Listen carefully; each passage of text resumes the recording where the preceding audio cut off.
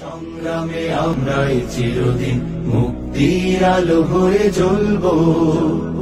আশাহত এ জাতির আশার প্রাসাদ হয়ে সাম্য ন্যায়ের কথা বলবো। সত্যের সংগ্রামে আমরাই চিরদিন মুক্তির আলো হয়ে জ্বলবো।